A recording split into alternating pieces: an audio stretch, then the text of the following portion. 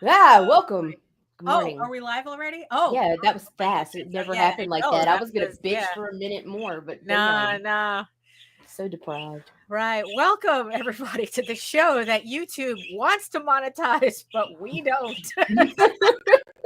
we see we're not going to fall into that trap.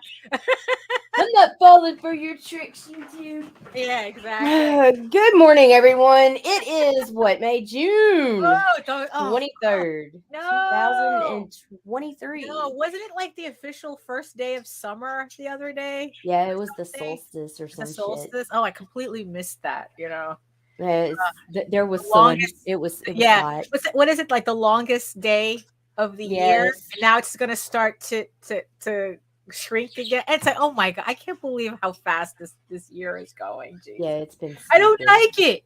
I don't The like. only thing good about it though is this is the year I get to come see you. Uh huh. God, however, so brief thanks to American Airlines, which by the way, I'm Yeah, gonna I bitch know about it's that too. annoying that they keep changing your flights. They are constantly changing my itinerary. It's like, don't fucking message me again. Y'all just call me the Wednesday morning I'm supposed to leave. Tell me what airport to go to, what time Right? I'm Yeah. leaving. Tell me how long I'm going to be in New York, and tell me when I'm coming home because they keep changing everything. Yeah, no, it's ridiculous. Because I want you to stay here more. I thought you were going to stay here longer, but they I keep was messing supposed to with buy a it. whole day. Yeah. They have now, because of this shift, have taken almost 36 hours off my itinerary. Ah, that sucks, man. That You sucks. Well, ready for this hopefully, shit? absolutely not. But hit it.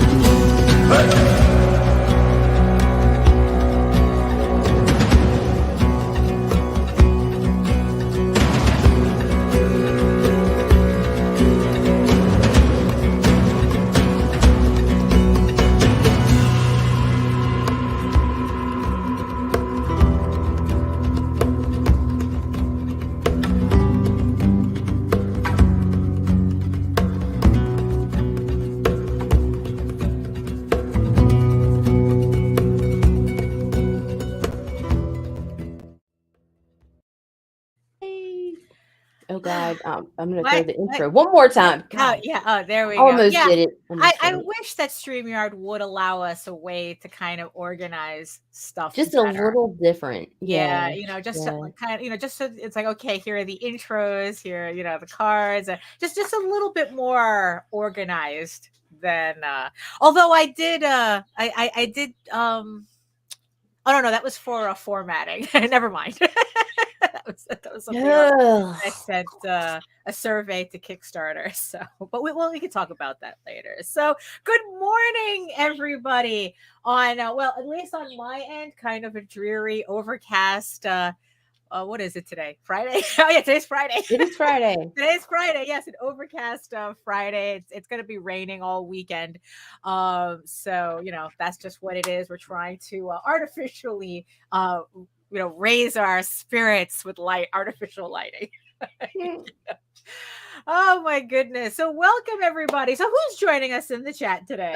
So far in the chat, we got Rob Multari and nice. John Celestri. Hello. Welcome. Morning, Yes, and I see you, the 8 people next to my giant eyeball on my screen watching us from regions beyond. Thank you so much for joining us. And if you're joining us from Facebook, come on over to YouTube. Join the sexy people in the chat and keep Rob and John company. And it's very good company that you will be in as well if you come on over. And of course, by now I'm sure everyone has noticed that we have also stopped streaming to Twitter because they don't allow us to read your chats anyway. So we think, what's the point? But Facebook kind of has a tendency to glitch up sometimes. So that's what I'm saying. Come on over to YouTube if you want to converse with us in real time. It's the fastest, most efficient way to do it. So so I guess we might as well just get this party started while we are actually starting. Right? I mean, it's like we're doing this anyway, right?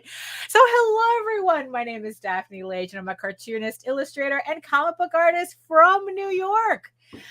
I've been self-publishing. You would think that if I've been saying this for the past year or so, that I would have this memorized. Nita has it memorized. Einstein has it memorized. I don't have it memorized. Yeah, come on, Lage. I've been self-publishing comics since 1992, and you know what that means. Well, then get your shit together. Get it all together and put it in a backpack. All your shit, so it's together. And I am known for the furry fantasy adventure Tall Tales, which is currently in its final week on Kickstarter. Next Friday, we will be closing out the campaign for Tall Tales, or so I thought, the first full color trade paperback of Tall Tales that I've ever done. It's a one-shot short story, self-contained short story. So if you've never heard of Tall Tales before and you want to try it out, this is the book to jump on. Because like I said, it's a self-contained story, so you can try it out. And or if you want to take that leap, you can collect all the trades from the series in this one campaign. If you missed any of our previous campaigns, it's all here. So link is in the show notes for the campaign. Oh, and thank you everybody who has pledged so far and has finally helped the campaign reach just a tad over 2K. Thank you so much. I think it might be a little bit too much to ask to see if maybe how close we can get it to 3K before next Friday. But you know what? I appreciate all of you who supported the campaign so far. Thank you so much. Because the more you pledge, the more it encourages me to do more full color Tall Tales books. And I am also known for my mature audiences, medieval fantasy drama, Eagle Raven, Heir of the First Unicorn. Returning to Kickstarter in a couple of months, summer 2023. It's right here. It's almost here. Issue 7 already. We're at issue 7, and a link is also in the show notes below to the pre-launch page, so that you can hit the notify me button and get notified the second the campaign goes live. Which we will also be doing a live stream, doing a launch party here on the channel. But to make sure that you don't miss anything, hit that pre-launch button in the show notes as well. And remember to join us tomorrow with House Bob, our adults only live stream. We will, yes, it's the end of the month already, the last Saturday of the month. And yeah, we're gonna be doing our House of Bob live stream. Well, I will be working on the last of the Eagle Raven variant covers for the future campaign for the Unicorn King's Daughter. I will be working on the last Not Safe for Work variant cover for this campaign. So join us tomorrow. Remember that this is an adult only live stream. You have to be age verified in order to watch it. Make sure that, you make sure that you can join us in the chat where we have some really good conversations, a little bit more on the adult side. But remember, just because, this is an adult live stream, it means that we could also act like adults on the stream. Some of the shit adults do. Yeah. So the warning needs to be like, keep your dicks in your pants, gentlemen, and talk nice to the ladies. You see, this is why we can't get monetized. Yeah. Whatever, ladies. Whatever. Well, that's how we roll here. It's like, look, well, in the meantime, you can read both my comics online at Tall Tales, TAILS online.com and eagleworks.com, EGOWRKS. And you can check out all my videos on how I make my comics here on YouTube through my channel, Daphne Lage Art, that's LAGE, which also simulcasts through the Indie Comics Network. And to tell you more about it, here's Nita. And see, I always know you're going to do it, and every time I'm like, oh my God, what do I say? So, I'm Nita Lanning. I'm a writer, vlogger, blogger from Southeast Louisiana. I live in the swamp, or used to, till they destroyed it. But anyway, now I turn it into a swamp again. I live next to a mud hole where all the wildlife is dead in the road. So, yes, and I am the producer of the Indie Comics Network on YouTube, a channel that brings you almost daily content centered around and on the indie comics industry. Yeah. It's the last Saturday. I know. Already. You can find all our shit at indiecomicsnetwork.com. It's .com. Cut. Yeah, but already it's the end of the month. I don't like it. I really don't like this. I really don't. Speaking of monthly, right? As women, right? Yes. Monthly, right? Okay. So I wake up last night and I feel something wet. And so I'm like this, right? Right. And my hand is wet. And I'm like, what the fuck? Right. And so I'm holding my hand out. There's just enough light coming from the bathroom that I can tell that my fingers are covered in blood. Yeah. Which for us is usually kind of normal. Well, yeah, except for you don't wake up with it on your fingers, right? Well, there was that one time. But anyway, I learned my lesson.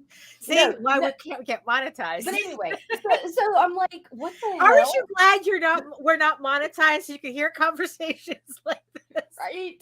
Go ahead. Oh my gosh. So I am the only person I'm convinced right now that can be bit by a dead shark on land in my own bed while I sleep. Land shark. Swear to God. I made the mistake of falling asleep last night with my fucking bull shark necklace on. And somehow this tooth wedged between my collarbone and my neck, and I cocked my head just right to where the tooth was into the secondary tooth in my fucking neck. I didn't wake up feeling the piercing pain that I should have felt from this fucking hole in my neck. No, I woke up from the blood coming out of my neck, which was pretty significant for the size of this fucking hole. Well, like I said, now at least we know the tooth still works. It does. It does. So it's now I'm like, I got bit by a shark. In bed. And people are like, wait, what? So it's like, that's what happens when you wear jewelry. I mean, I don't know how you can stand wearing jewelry to bed. I cannot. Because I don't go to sleep until I'm dead. Oh, okay. I wash my face, I do moisturize. I walk over to the bed and I collapse. Right. Because if I go to bed before I am dog ass tired, or if I do anything stimulating before, when I'm tired, I'm back up, and it's all fucking night long. Right. So it's just like it's like I wait, and as soon as like I do wipe all my makeup and shit off, I wash my face really good and everything, and then I fucking wait. Right. And then she covers herself in teeth. And then I cover myself in shark teeth, and I get into bed, and I perform some kind of ritualistic whatever. I don't know, something. Fuck, dude, Yeah. but it was crazy. It was crazy. I was like, she almost bled out. Yeah. Wrong. That's sleeping wrong. Yeah. Yeah. Oh my goodness. So me, I was just busy. I was just doing things. Oh, but actually, speaking of doing things, I didn't have as an exciting.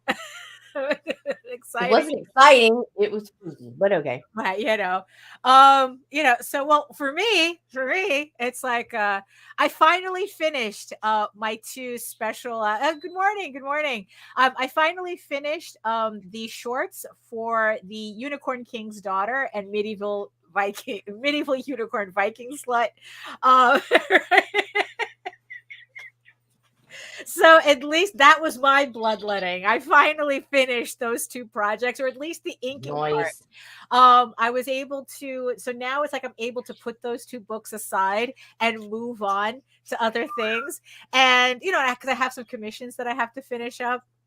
But that's what I'm planning on doing today, to like start on commissions. But last night, just as a treat for me, because this is how easy it's become, I inked the very first page of Eager Raven issue 8.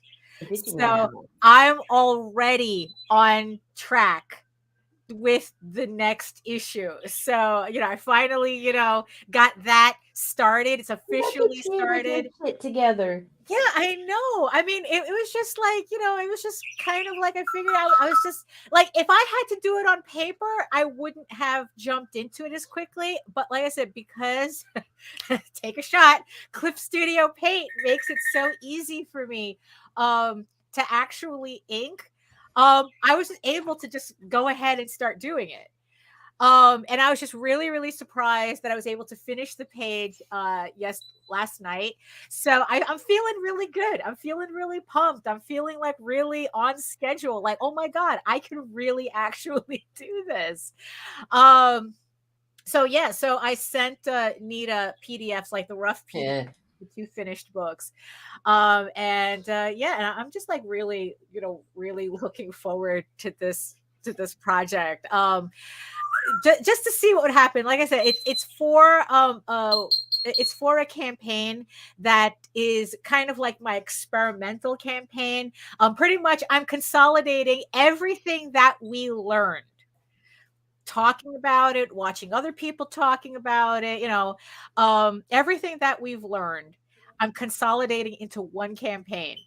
And it's going to be the big experiment. It's like, okay, it's like what works, what doesn't work, it's like, and it's like, and now that I have these books pretty much done, aside from the coloring, I'm really excited. So this campaign I am launching in conjunction. Launching in conjunction with Krista Crawford's campaign Sky of Thorns, which is her fantasy novel series. So we are looking to launch that campaign on what did we decide? I think we decided. Look at that. I forgot the dates and I forgot to write it down. Oh, so much.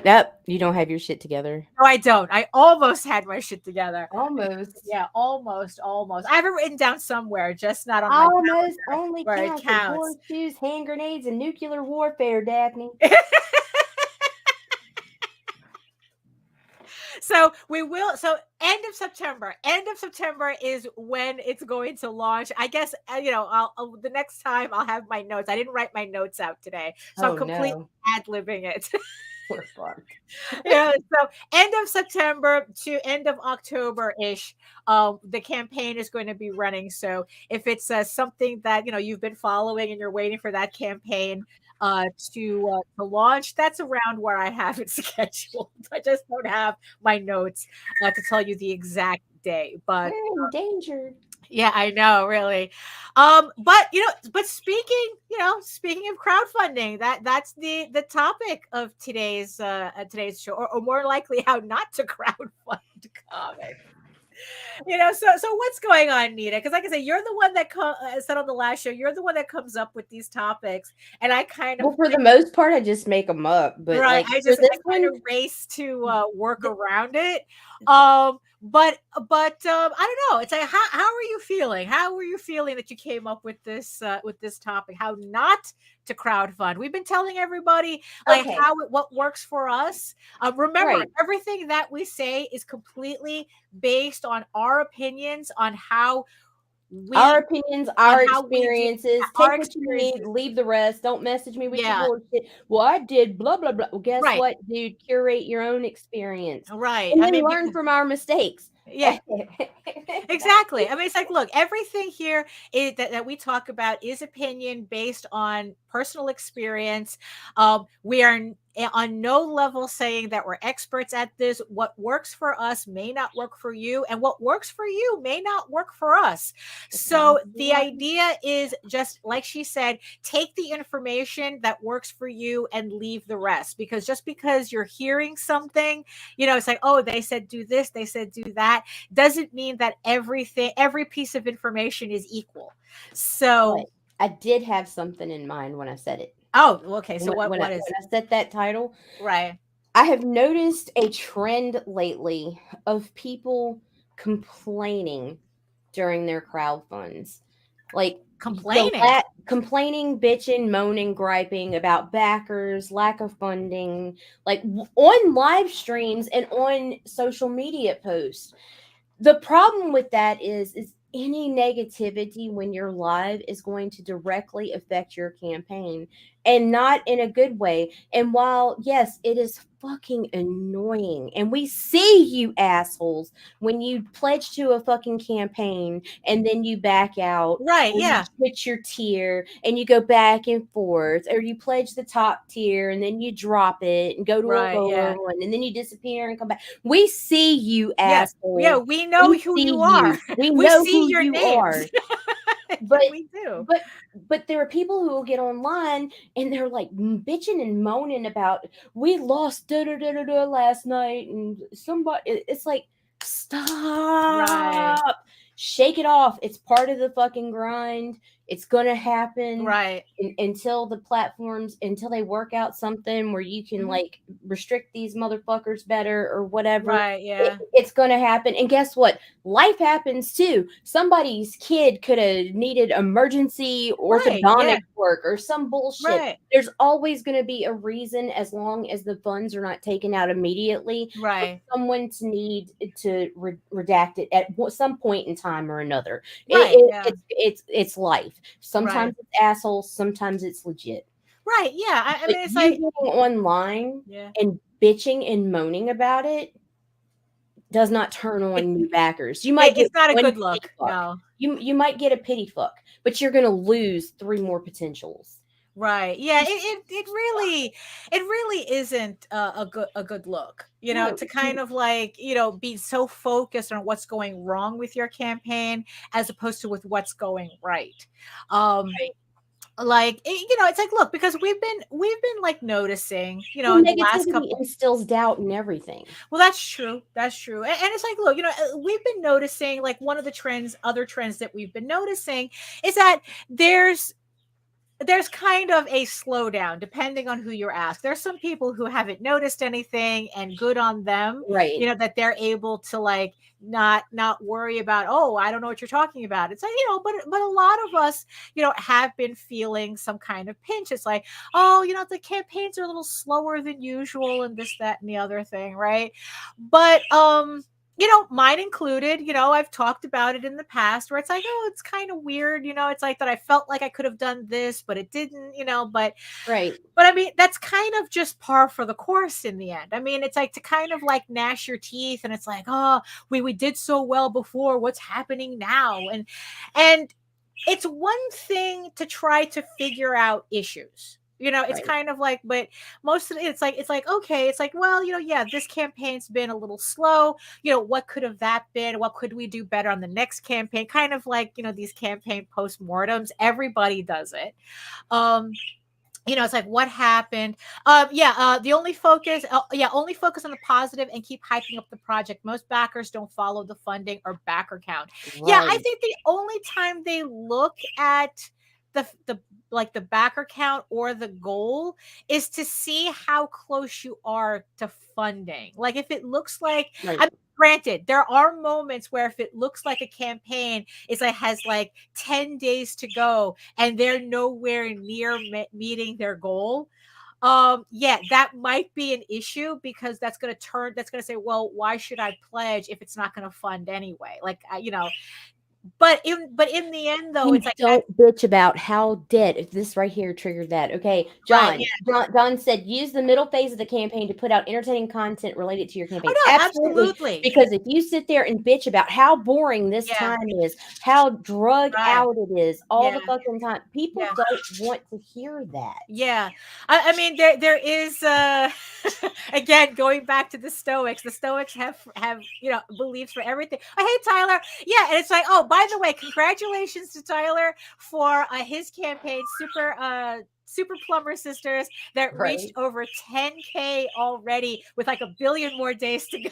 Actually, about he has 20 something, almost a month left on Kickstarter. Congratulations. Again, to quote the Stoics, the best revenge is to not be who has hurt you. But I've noticed this too. What he's saying is that recently, if a campaign doesn't fund in 3 days, the dead zone period is a nightmare. Absolutely. But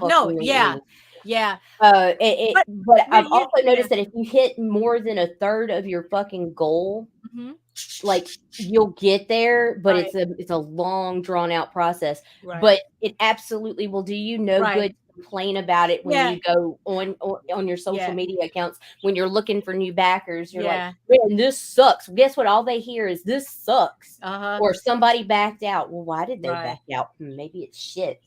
You don't know how people's minds work. But here's also the thing too. I know that the dead zone can put a lot of people into a funk, where you spend there hasn't been any movement on your campaign for 5 days or something, right? But it's like, look, you can have a 3-day campaign and day 2 will be a dead zone. Okay, so no matter what you do with your campaign, it's like there's always going to be a dead zone. So it's like what John Celestri had said, instead of what Tyler said too. That dead zone can be scary, especially if you haven't funded. But just like John said, you have to figure out how to revitalize your audience. And that's the word, you have to revitalize them, not be a Debbie Downer about it. During that dead zone, offer up certain limited edition things or whatnot, or just do, certain types of posts, kind of trying to wake everybody up. Because it's like, look, you're going to hit the dead zone anyway. No, it's like everybody who's surprised at Christmas. It comes the same time every year. How are you surprised? So the dead zone on a crowdfunder is exactly the same thing. It's just it's like, the other Stoic saying that I was trying to remember, it's like, never be caught complaining, even to yourself.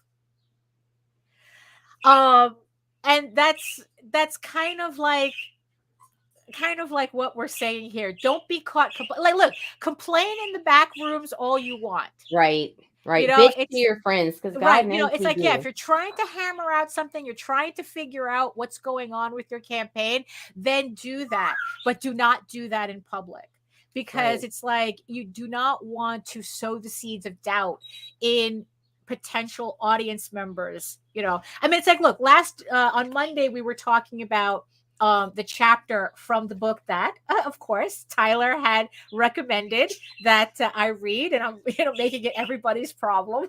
The 1 hour content plan.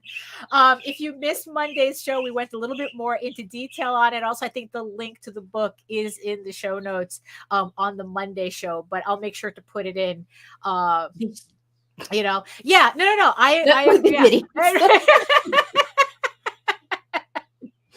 So far, everything I know. Also, it's like how's the book? The book is amazing. The book is absolutely amazing. Like I said, on Monday, I went. Look, we're gonna go through another chapter today. We're gonna go through. I'm reading it slowly to make sure that I really understand what it is that this book is trying to. And I've had a lot of aha moments with this. The next chapter looks a little bit daunting, so I'm a little bit nervous about it. But you know what? Let's see. What is the next chapter? Let me see what the next chapter in the book is. Okay. Chapter 4. Now, if you have been following so far, we have already gone through define your content playing field, find an imaginary friend in your ideal reader, which that chapter was completely eye-opening for me. Let's see.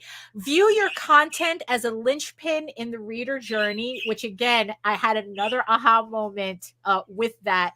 It was really to kind of clarify. So the idea is, how do you get a cold audience member to kind of go on this journey where they become like not even a fan, but like a brand ambassador for you?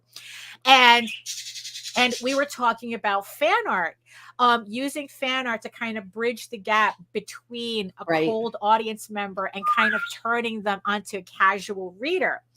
And I had always been saying that it's like, so Nita had said fan art, and a lot of people in the chat said use fan art. And even Tyler says use fan art, or talk about fanish things, right?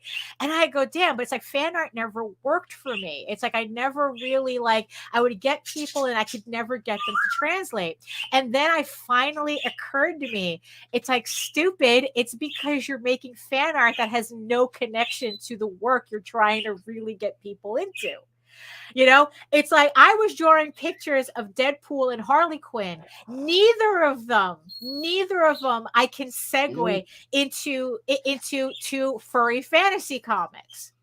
Neither of them has anything to do with that. So by doing the wrong fan art, I was attracting the wrong audience to my table. Of course, I was having a hard time, bridging that gap. And it was just like, why didn't I realize this? Instead of wasting my time, drawing, Deadpool, I should have been drawing Doctor Strange. I should have been drawing, Loki and Thor. I should have been drawing Beta Ray Bill. I should have been drawing Rocket Raccoon, for fuck's sake. Those was the fan art that I should have been drawing, and then it was just like, oh my God, what was I thinking? So yeah, the book is amazing. So the next chapter is position your brand and content in the online space. So so it says here, so far you've taken a deep dive into the content categories of your blog, or like I said, it's like the woman is writing this for bloggers, but again, we have to take this information and apply it, change it enough to apply it to what we're doing. You identified your ideal reader. You've also started to view your content as a critical factor in moving the reader forward. It is important now to take a step back and think about your brand and content on the online space. It's like, now we have to apply everything that we've learned so far. How different are you from the thousands of blogs, or in our case, comics, in your niche, and what do you want to be known for? Oh, no. Oh, no. I have to do hard thinking again. Uh-oh. What topic or content do you want to be associated with? What types of products and services do you see yourself offering? What types of business and community do you want to create? These could form the core categories of your blog slash products, the content you make. When you repeatedly produce content on a few core categories, you get associated with those categories. You build authority, and your blog slash comic or whatever becomes a go-to.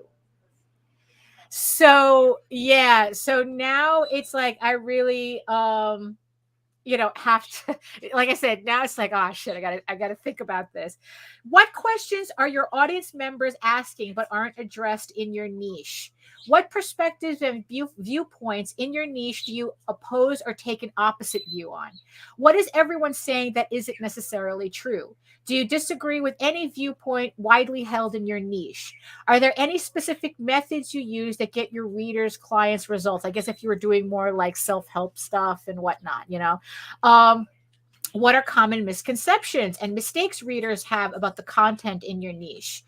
What are the biggest light bulb moments that have impacted the way you do certain things and how you help your readers or clients, i.e., or it's like, how different, pretty much it's like, I know I'm not making the only fantasy furry books out there. I know I'm not making the only unicorn girl books out there. I mean, the fact that I'm teaming up with Krista Crawford on her unicorn girl book, it's like, yes, I know I'm not the only one. You go to DeviantArt and you type in unicorn girl and you get thousands of entries for just that. Now, the question is, what makes what I'm doing different?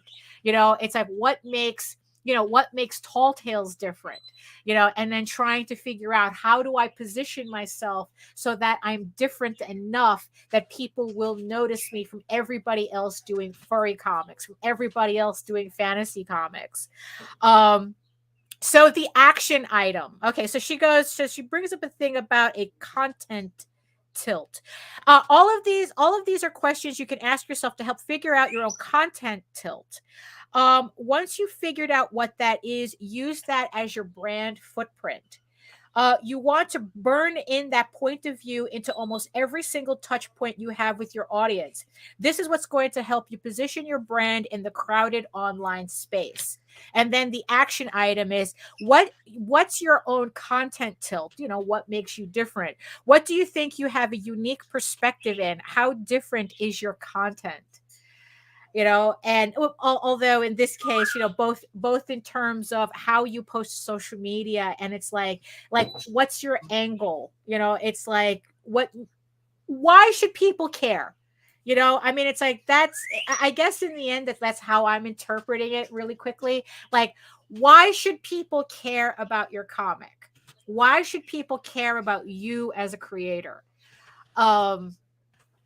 And it's just like, yeah, so that's my next. This is how I get every time I read a chapter on this book. I'm not even 30% in, because I'm reading this on the Kindle. I mean, but the thing is, though, is that it's just like, so like I said, if you're interested in this book, it's called The 1 Hour Content Plan by Mira Coffand. Later on, I'll put a link in the show notes for the Amazon link to this. Now, I bought this with another book that Tyler recommended. It cost me $7 to get both of these books on Kindle. So, so along with Clip Studio Paint, I'm going to be talking about this book as well. But yeah, it's like this book has really made me rethink everything that I thought I knew about what I'm doing, and it's just like, and what I like about it is that I feel like this book cornered me. That it's kind of like, no excuses. You have to answer this question. Who is your ideal? Hey, Dave.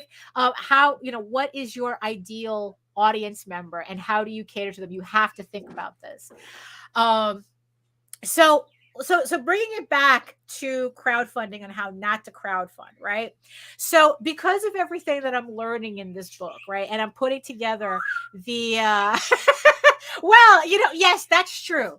That's true. But you know what? I much preferred spending $7 for a book, for 2 books on a Kindle, than maybe it would have cost me 20 to get the hard the paperbacks. So I'm good with the Kindle. I'm pretty good with the Kindle. We can there's plenty of other books we can sniff. So with all this new stuff that I've been having to think about and whatnot, and also the thing about how not to crowdfund, right? So I've been putting together my campaign for the Unicorn King's daughter, medieval unicorn Viking slut. And I asked Nita, and it's like, so today I'm going to give everybody a sneak peek at the campaign. Just so you guys could kind of like see, this is what I think of. This is how I think when I go through a campaign, like putting together a campaign. And especially since Kickstarter also did another update where now have to add even more pictures to the campaign. So I was like doing that. And as I'm going through the campaign, I was having a lot of second thoughts about my campaign, about this campaign, because it is unusual for me. So, as you can see here, the kind of like the goal that I really, really wanted to focus on with this campaign was that the title had to have medieval unicorn Viking slut in it. Even though it's not the only book in the campaign, I wanted to test that theory that a silly sounding name will get more traction than if I had done the Unicorn King's daughter in the title. Look at Tyler's campaigns. He named his last campaign My Sexy Witch Academia, right? So not only did he have kind of like that crossover with like other anime and whatnot, plus the fact that he had sexy in the title, it's kind of a silly sounding name. It's not like, it sounds like one of those titles that are popular in manga now. And then he has the Super Plumber Sisters that, again, it's like, but it's not like Super Plumber Sisters, at least, it's not as silly sounding, but also the fact that Super Plumber Sisters kind of is. So he's kind of playing on those two, on the two things, and also that it sounds like Super Mario Brothers too, which is kind of the just making a crossover, just making that connection, in the title. So that's what I was thinking about with this campaign. Now, here was the first question that I had for Nita. It's like, this is going to scare off my regulars, isn't it? And I started getting a little nervous about it, because this campaign, I'm going to have issue 7, and then I'm going to do this campaign. And this campaign's a little left field because it's 2 parody books, technically. It's not really canon. It's kind of like an AU, an alternate universe type of, if you follow me on Facebook, this makes a lot more sense to you than maybe my average audience member. So all of a sudden I'm like going, oh my goodness, am I making a mistake with this?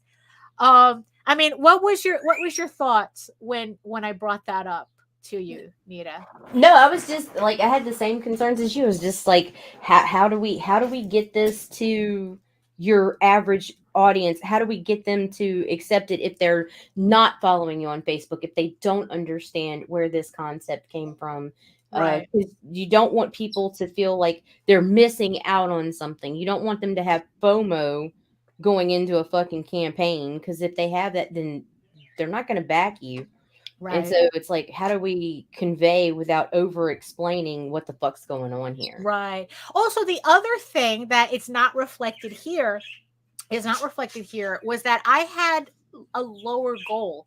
I had put in a goal for $750, because I didn't think that, because of the experimental nature of this campaign, that my usual 1,500 goal might not be appropriate for it. So I thought maybe if I put it at a lower goal, it might be better, because then, you know, you kind of help the algorithm kick in or whatnot. But what did you say about that? What did you say about that? My For $750 you and with goal. your experience and this amount of successful campaigns you've run, when I saw 750, I automatically saw she's doubting herself. This is a sign of weakness. Mm,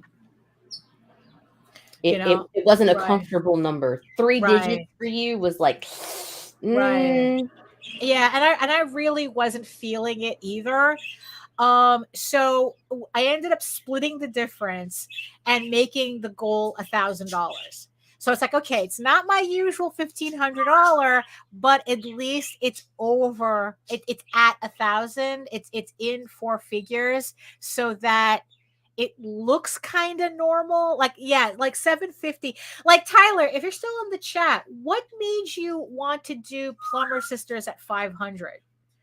You know, with some, you know, it's like, because you could have just as easily have made it 1,000 as well. And I mean, because you definitely shot past that. What made you choose 500 for that campaign, if you're still in the chat, you know?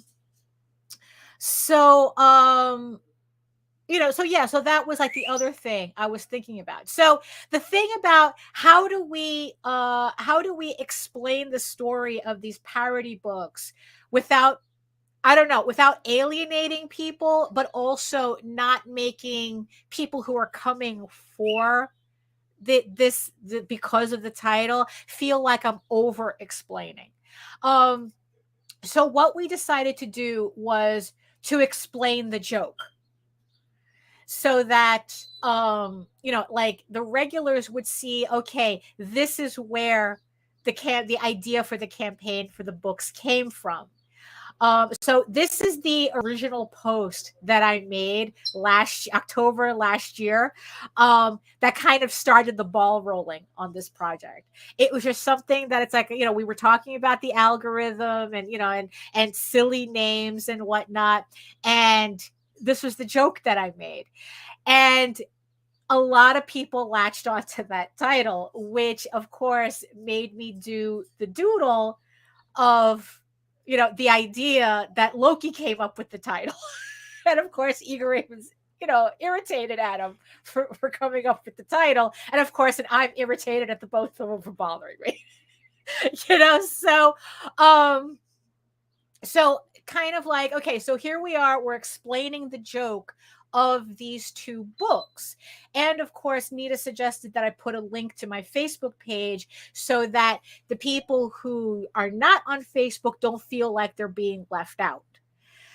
So I mean, it's like, so how did you feel about this change that I made? Do you think that I should still tweak it a bit, or? for right now, it's better than it was. It's much more comfortable, because it was a very strange beast at first. Yeah. If you were trying to look at it from the perspective of someone who had no fucking clue. Right. Yeah. So and you see, and that's kind I of, don't even look at this as explaining the joke as much as just going ahead and telling it. right. You know, but I mean, but do you think that it would, like, if someone wasn't familiar with what they were looking at, that it's like it? I think if they weren't familiar and they're interested in you as the creator, which the people that you're worried about already are, that it's going to strike up enough curiosity that they're going to seek it out. Or if they're disinterested, Right. they're going to either way. Like, for the people who are disinterested, they were going to walk away any fucking way. For those you've now piqued their curiosity, I think they'll seek you out and follow the links. So Right. Yeah. Because that is, in the end, that is the idea, to kind of Right. pique the curiosity, while at the same time, the people who are on Facebook coming and they know the joke, you know, it doesn't feel like I'm over explaining anything. So of course, like, here's the main cover to The Unicorn King's Daughter, which is the main book. And then this is the actual Medieval Unicorn Viking Slut book. This is the 8-page adult supplement that is going to be like, so technically those two books go together. But now here was the trick. So here I also have this book, you know, it's like, what if you're a fan of the book and you're like going, what the fuck is this? Like, it's so left field. Like, imagine they're not on Facebook at all. They don't know what that is. but they still interested in canon stuff. So I do have this book, which is a collection of the shorts that I made as stretch goals for previous campaigns that I'm now collecting in one book. So my concern was alienating these people who, they come to this, they see these images first, and it's kind of like, what the heck?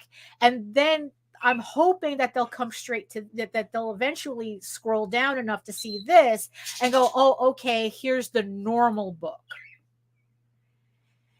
Now, this is where it kind of got a little hairy, because it's like, I was thinking like, oh, maybe I should explain it even more on the scroll and whatnot. And Nita was saying like, no, don't do that, because then it becomes like too much, and you're going to overwhelm everybody with too much explanation.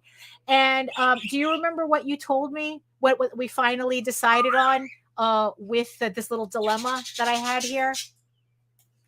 Dude, I can't remember exactly what I said. No, I'm not even going to pretend like I can right now. Oh, okay. All right. So in the end, what Nita suggested, that probably what I have to do is I have to warm up my regular audience. Yeah. Okay. Yeah, I have to warm up my regular audience with posts to my mailing list and Kickstarter updates, warming them up to this campaign, going, it's like, look, if you're a regular fan of Eagle Raven, this campaign is coming up, just to tell, kind of like explain what it is. The first 2 books are an AU. You don't need to collect them if you don't want to, because they really have nothing to do with the main storyline. But if you are interested in something that continues, that kind of like adds to the main storyline, this is the book you pick up. So the idea that that we kind of hashed up is that I'm going to have to do these separate updates leading up to the campaign, probably starting with issue 7, saying this is coming up, this is the book. If you're not interested in the AU stuff, this is the book. You want canon stuff, this is the book you pick up when this campaign goes live. So that was kind of like the best middle ground that we could come up with without going way overboard with it's like just like over explaining everything, because it's like I said, Medieval Unicorn Viking Slut has to be in the title, so that has to be the first thing people see when they scroll. But again, the campaign's for actually 3 books. So I'm hoping that I explain it enough. I explain it well enough that, I'm not alienating my regulars who are not interested in this type of book, but I can, but like any new people who are interested in kind of like the weird title, and it's like, oh, what is this, and more adult stuff, they have books that they could pick up. Like I'm trying to please these 2, I think, very opposite ends of my audience in the same campaign, which is what I'm trying to which is, yeah, like I said, it's very, very experimental as to what I'm doing here. If anybody in the chat has any suggestions for this, I'd appreciate it. It's like anything except make it 2 separate campaigns, because that's not happening. So that's not on the table. These 3 books are in the same campaign. That's it. That's not happening. I'm not going to make 2 different campaigns just for the shorts collection. So that's the only thing that I will not take advice on, because it's not happening. But anything else in terms of, oh, maybe you can clarify this, maybe, you could do this, I can take. Also, part of what I was kind of like mulling over was some of the levels that I was offering. So because especially on this, on this campaign, I have like all these different levels where you can get the 3 books separately, but you can also get them as sets as well. So I do have the bundle with the 3 books. And then now, of course, when we get to the variant covers, I have every variant cover separated out into bundles of their own variant covers. So as you can see here, you can get like the main cover, and it comes with the virgin, the hollow, and the silver cover as its own bundle. And I keep them for pretty much all of the variants like this. I'm not sure if there's like any other like type of bundle people are looking for. So it's like, so this is how I have like the bundles put together as well. So like, I'm not sure if maybe I should do like, like maybe all the nude covers together, just the main covers, maybe all like the regular covers together. Like, I'm not sure if that's something that I should think about like as well. Now, mind you, everything is offered separately as an add-on. So I'm not really sure like how important it is to have like how many bundles for every configuration I can think of. So that's also another thing. Like, here are all the variant covers that are going to be offered, like I said, as sets and as individual. But like these are pretty much the extent of the sets, where you're just getting all the variations of the one cover. And then it's like, then even the supplement has it. And then it's like, also, I decided on this campaign too, because I have very few of these left, that also to make available as an add-on, whatever leftovers I have for the previous like sexy / nude covers that I did on previous campaigns. I think I only have 16 left. So instead of offering them up individually, because I'm not going to do like 16 different like add-ons for just one copy, it's just going to be random. So it's like, people have 16 chances to get a random variant cover from the older stash of the nude covers that I have. So I'm offering that up. And then, as always, I offer up my usual add-ons as well, to kind of round out the campaign, so that if you missed any of the previous campaigns, so that's pretty much where I'm at with this campaign. It's like, I don't know, I still feel like I have to tweak it some more. I have one more variant cover to add to it, which means another level that's going to get added, more add-ons. But this is kind of where I'm at with this. Like I said, it's kind of like a hybrid campaign. It's 3 books, 3 kind of standalone books, that kind of wouldn't make sense individually if I were to do individual campaigns for them. That's why I put them together. And yeah, that's kind of, I don't know, I'm still kind of mulling it over. Like what, like, is there any, now that you're seeing it again, is there anything else Steve's asking though, does this conflict with your perfect reader avatar? That's a good question. You see, because that's the thing. I mean, it's like, I wouldn't have done this campaign if I wasn't interested in doing these books. I could have been I could have just as easily had left the joke at that and never put together an actual book. Probably for my reader avatar, the shorts book is more in line with my reader avatar, while the other 2, that's the thing, the other 2, I'm not so sure. Like, I would like to think that my reader avatar would have the sense of humor, for those 2 books. But at the same time, I can't help that there is a conflict with it, which is why I'm a little worried about the campaign. But like I said, I wouldn't have done these books if I didn't want to do them. So I don't know. I might be the only one who wanted these books. I don't know. I mean, I'm going to find out on this campaign. That's for sure.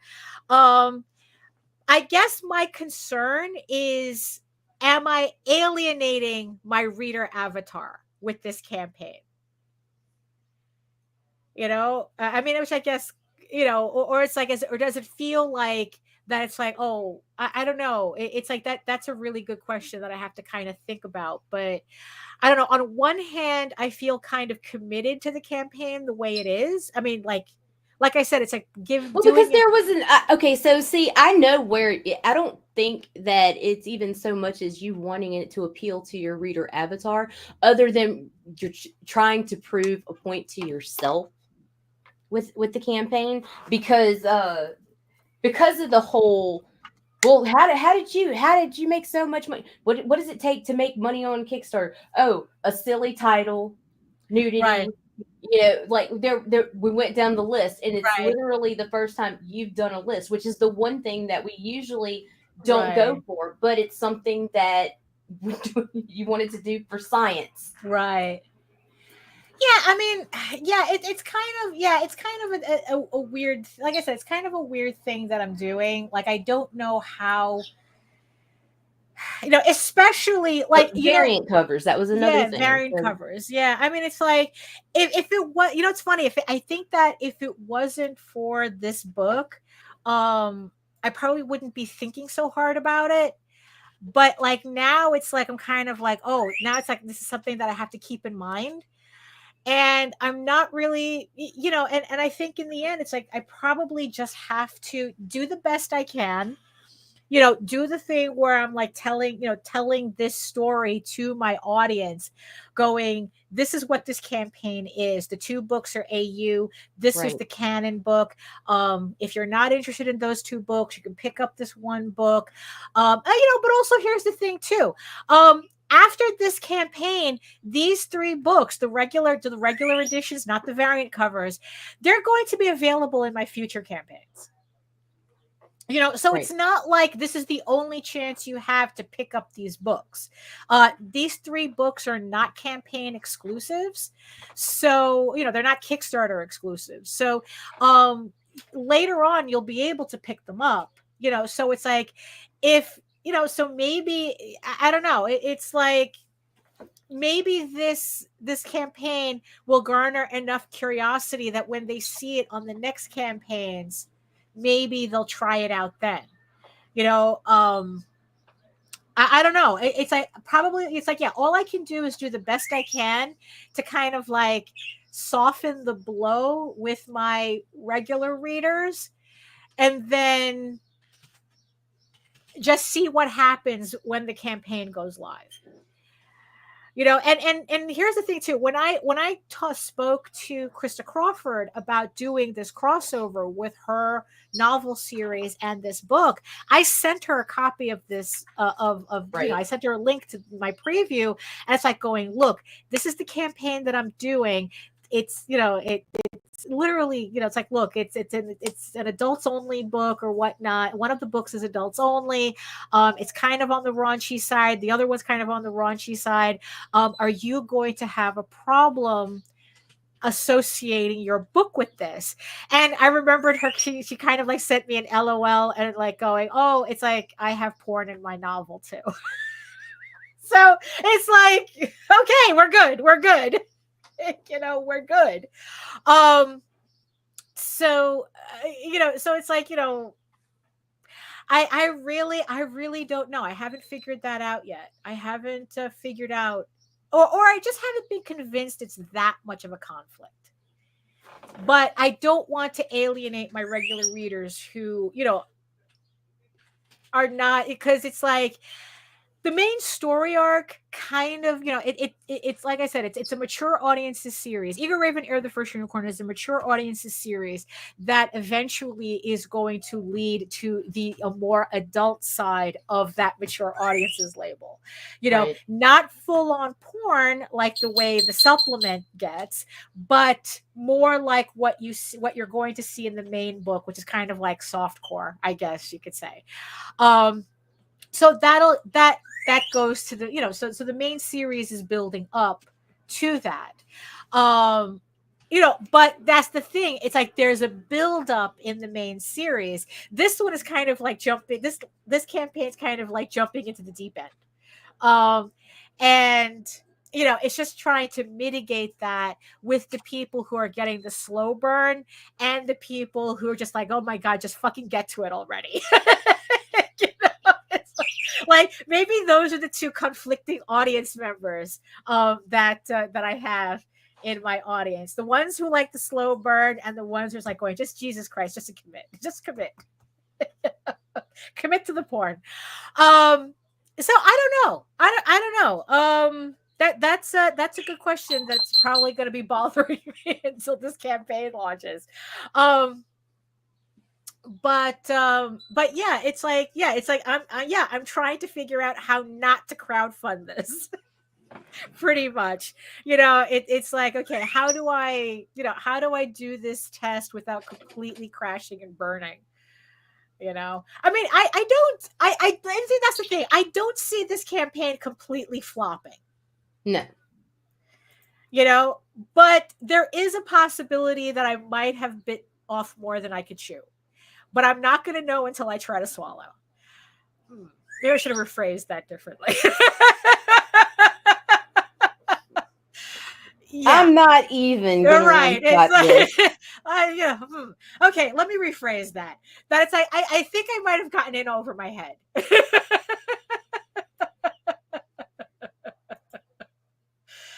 I think so, but maybe not. You see, that's the thing. I don't know. But I just wanted to show everybody like how much thought really goes into putting together, when I put together a campaign, like how much back and forth it requires. How much thought it takes for me to literally, it's like some people say they could put together a campaign in 3 hours. No, it's this like, is still months out. Yeah, it's like, well, technically I could put together the physical campaign in 3 hours, but I'm going to be tweaking the shit out of it for months. I mean, I've already tweaked a lot of it by now. Right. And I'm just going to be doing more and more and more of that as we get closer to launch. And here's the funny thing. The devil really is in the details.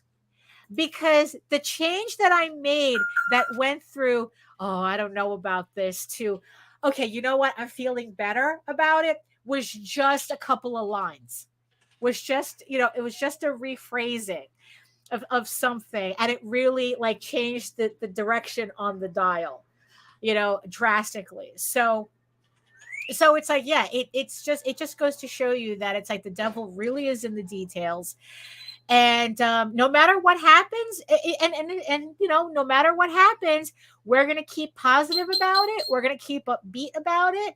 Any issues that we have, that's all going to be in the back room. And even then, I know they say that the Stoics say, don't be caught complaining even to yourself. But I think that there's a difference between complaining and brainstorming, right? And troubleshooting. I think that there's a difference between the two. The only difference is that don't troubleshoot in, well, although technically that's what I did just now, but it's like, don't complain in public, but troubleshoot in private. Right. So I don't know. So that's where I'm kind of at right now. So I gotta like really mull over this next chapter. And like I said, it's like I gotta like, finish up the last variant cover for this campaign, and then add that to the campaign. And then it's like I'm just gonna be continuously tweaking until the campaign launches, and that's it. So any final thoughts about all this? We're already past the top of the hour. Oh, well, okay. So there you go. And I'm sure there's plenty of people looking at their watch going, hey, you're over the hour again. We got shit to do. And I go, yes, you do. Everybody's got shit to do. I got shit to do. And yeah, and it's like I'm not going to take any more time from anybody on and so the chat, does chat have any last words too? I mean, any final thoughts from chat? Let's see. I say, oh, well, here, John is saying, be unafraid of failure with an experiment. Very true, very true. You know what? I think we can safely leave it at that in the end. Be unafraid of the experiment. It's going to go the way it's going to go. You can only, you won't remember, you only have control over what you do, not the results, not the results of what you do.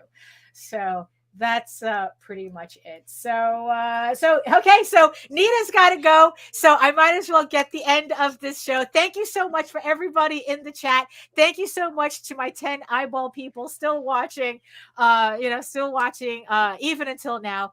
So if you want to learn more about me and my artwork and all my campaigns and whatnot, you can head on over to my main portfolio site at egoworks.com, EGOWORKS. You can find links to all of my galleries and social media sites, but I mostly post to Facebook, as you can tell. Also, I post you can check out my YouTube channel at Daphne Lage, Lage Art, where you can check out my semi-weekly live streams, usually on Wednesdays from 4 to 6 p.m. Eastern.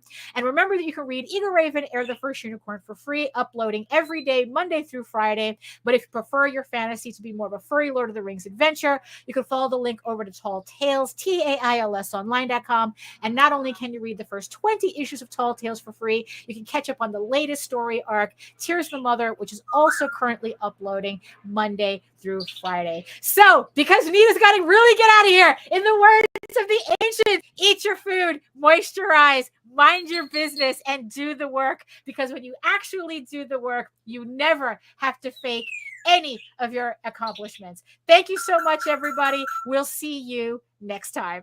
Bye.